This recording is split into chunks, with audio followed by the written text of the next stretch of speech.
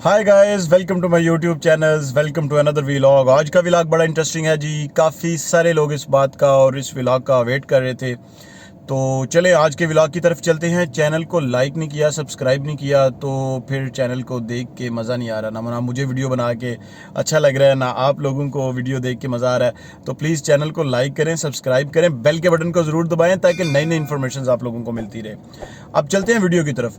कौन सा Shenzhen country है जो सबसे आसानी से वीज़ा दे देता है, या फिर किस शेंजन कंट्री में हमें वीज़ा अप्लाई करना चाहिए जहां पे वीज़ा के चांसेस 100% होते हैं। यही हमारा टॉपिक है, इसी के ऊपर हम बात करेंगे। अब बात करते हैं सबसे सबसे ज़्यादा कौन सा शेंजन कंट्री है जो हमें आसानी से वीज़ा दे देता है, जिसकी सबसे ज़्यादा वीज़ा रेशो हाई होती है। तो नंबर 1 पे आता है लेटविया। अगर आप जाके गूगल पे जाकर सर्च करते हैं, विकीपीडिया के ऊपर लिखते हैं, तो आपके पास एक इन्फॉर्मेशन ओपन हो जाती है। आप उस इन्फॉर्मेशन को अपनी एक साइड पे रखते हैं। फिर आप एक वो इन्फॉर्मेशन कलेक्ट करते हैं जो आपके रिसेंट ईयर्स में एम्बेसीज ने वीज़ा इशू किए होते हैं।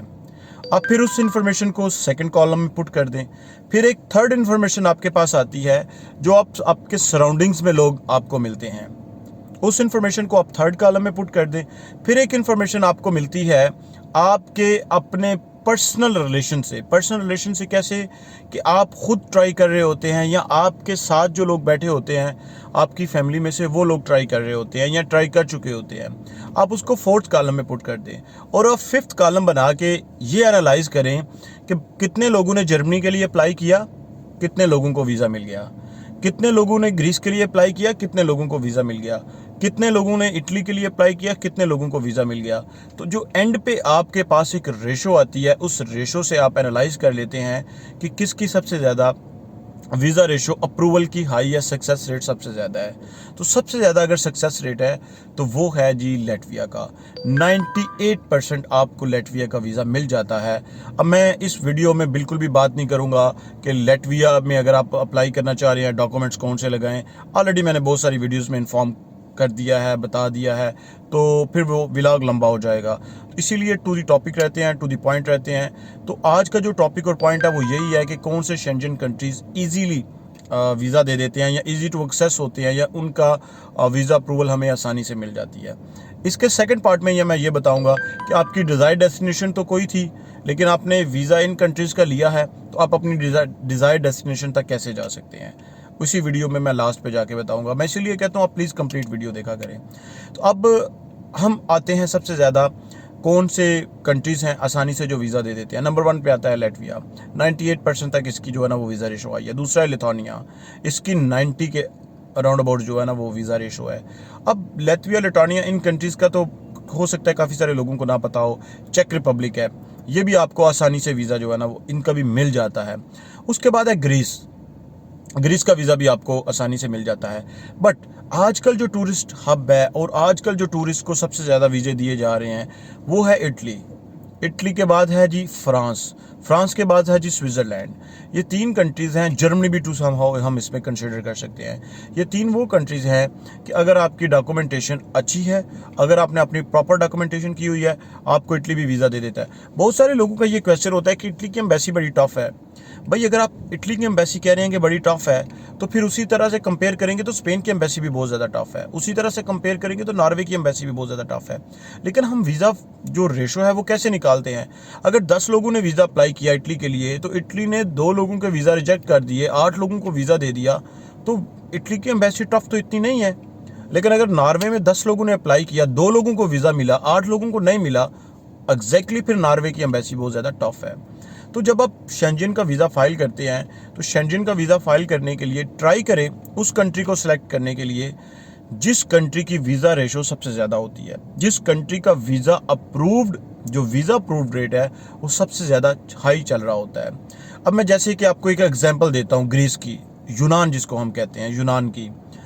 लास्ट ईयर पाकिस्तान से आई गेस इसकी जो एप्लीकेशन है नंबर्स में to some extent plus and minus हो सकता है, but as per my information it was near to 3926, मतलब कि 3926 एप्लीकेशंस फाइल हुई थी और 2600 एप्लीकेशंस जो थी वो इन्होंने विद इन कह सकते हैं कि 1.5 मंथ के अंदर अंदर अप्रूव कर दी थी, जिसको 2600 हम एप्लीकेशंस कहते हैं।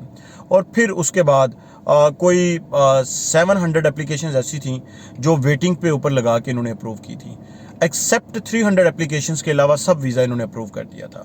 अब ये तो थी टोटल इसकी यूनान की जो है ना वो वीज़ा एप्लीकेशन की रेशो। अब अगर सपोज टू बी, मैं एक आपको एग्जांपल बता रहा हूँ, ये जो 3926 की ब्रैकेट थी, 3926 की ब्रैकेट थी, इसमें से आप सबसे ज़्यादा वीज़ा अगर सपोज टू बी कहते हैं तो वर्क परमिट वालों ने अप्लाई किया होगा। I'm नॉट सेइंग कि जी वो वर्क परमिट वाले ही होंगे, लेकिन चले मैं उसको कंसिडर कर लेता हूँ कि जी वो वर्क परमिट वाले हो सकते हैं। लेकिन फिर भी उसमें से जो टूरिस्ट होंगे, it would be not like less than 1000। अगर वो 1000 टूरिस्ट ने भी अप्लाई किया है तो उसमें से भी 800 to 900 टूरिस्ट को वीज़ा उन्होंने इशू किया होगा। और ये सिर्फ और सिर्फ मैं एक पाकिस्तान से नहीं, आउटसाइड द पाकिस्तान जो बाकी कंट्रीज़ के रेजिडेंट हैं। अभी मैं रिसेंटली, बिल्कुल रिसेंटली आपको एक कोर्ट केस जो है ना वो कोट करके बता रहा हूँ। A couple of days ago, I guess आज के दिन में मैं व्लॉग बना रहा हूँ तो आज से काउंटिंग करेंगे तो एग्जैक्टली 5 दिन पहले मेरे एक दोस्त की रिजेक्शन आई, और वो भी एक शेंजन कंट्री से रिजेक्शन आई। वो किस शेंजन कंट्री से उसकी रिजेक्शन आई, वो जो जिस शेंजन कंट्री से उसकी रिजेक्शन आई वो शेंजन कंट्री थी स्पेन। फिर उसने पूछा, 2-3 कंसल्टेंट से भी जाके कंसल्ट किया, फिर बाकियों से भी कंसल्ट किया, तो उसने यूनान की अपॉइंटमेंट बुक कर दी, ग्रीस की अपॉइंटमेंट बुक कर दी। लकीली या अनलकीली या कुछ भी आप इसको कह सकते हैं, लेकिन ग्रीस ने उसको वीज़ा इशू कर दिया, यूनान ने उसको वीज़ा दे दिया है। तो आप जब सबसे ज़्यादा, अब उसने तो रिफ्यूज़ल के बाद वो कंट्री सेलेक्ट किया है, आप जब वीज़ा फाइल करते हैं तो सबसे पहले और सबसे ज़्यादा जिस चीज़ पे आपको फोकस करना चाहिए वो ये है कि कौन से कंट्रीज़ में आपने वीज़ा अप्लाई करना है और किस शेंजन कंट्री की वीज़ा अप्रूवल रेट और वीज़ा रेशो रेट सबसे ज़्यादा चल रही है, हाई है। अब एक लास्ट पे मैंने आपसे कहा था कि मैं आपको ये बताऊंगा कि आप किसी दूसरी कंट्री में, सपोज टू भी आप जर्मनी में जाना चाहते हैं, नॉर्वे में, डेनमार्क में जाना चाहते हैं, लेकिन वहाँ का वीज़ा नहीं मिल रहा। सपोज टू भी पुर्तगाल में जाना चाहते हैं, वहाँ का वीज़ा भी नहीं मिल रहा। आप क्या करें? 27 to 28 शेंजन कंट्रीज़ हैं। आप किसी भी शेंजन कंट्री का वीज़ा लेके एक कंट्री में आप लैंड करते हैं और वहाँ से आप इजीली दूसरे कंट्री में जा सकते हैं। ये तो सब लोगों को इस बात का आइडिया है।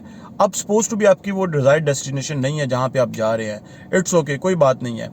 आप वहाँ पे लैंड करें, आप वहाँ का वीज़ा लें, वहाँ पे लैंड करें, और लैंड करने के बाद आप अपनी डिज़ायर्ड डेस्टिनेशन पे चले जाएं।